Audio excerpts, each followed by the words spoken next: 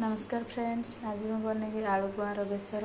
चलून देखा ये कौन कौन सामग्री दरकार। फाड़े आलू काटिकी नहीं, गुआर 200 ग्राम, फाड़े टमाटो, अल्प टिके आंबुल। मोर खटा भारी पसंद से आंबुल नहीं, आप चाहिए नहीं पारे ना स्किप भी करें। अल्प टिके हलदी, अल्प लुण, अल्प लंका गुंड, अल्प धनिया पाउडर। आ बेसर पाइंका 1 चामच सोरिष, आधा चामच जीरा, फाड़े पियाज, 5 ରୁ 6 कोला रसुण, 2टा सुखिला लंका, सोरिष तेल। आम कड़ाई को गैस रे बसैबा। कड़ाई गरम है से सोरिष तेल पकेबा। गरम हो गला से तेल टिके पकेबा।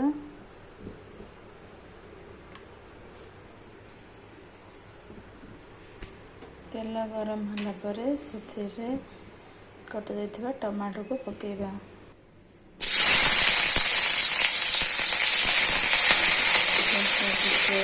टमाटो स्मूथ होला पर्यंत टिके खरड़िबा। देखो टमाटो स्मूथ हो आसलानी। आम ग्राइंडिंग कर रखिथिबा बेसर को पकेबा।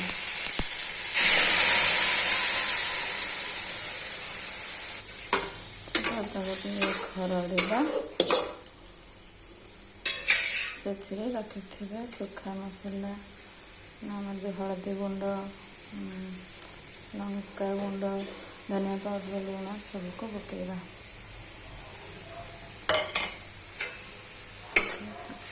खरड़िबा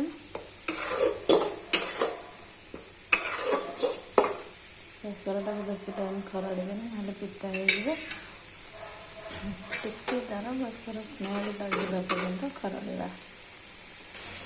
देखो बेसर कंचा स्मेलटा पड़ेगा। तापर आम गुआर और आलू को काटिक रखा पकेबा।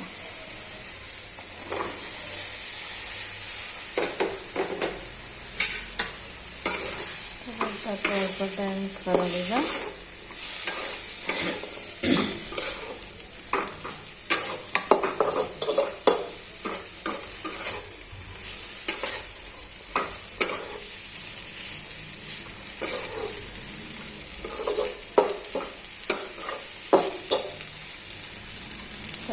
से पानी देदेगा। सिझापी ये पानी दरकार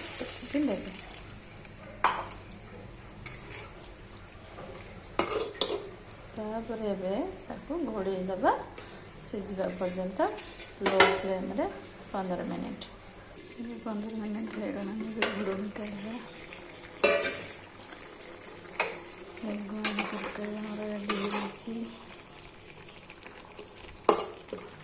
गैस टाइम को बंद कर।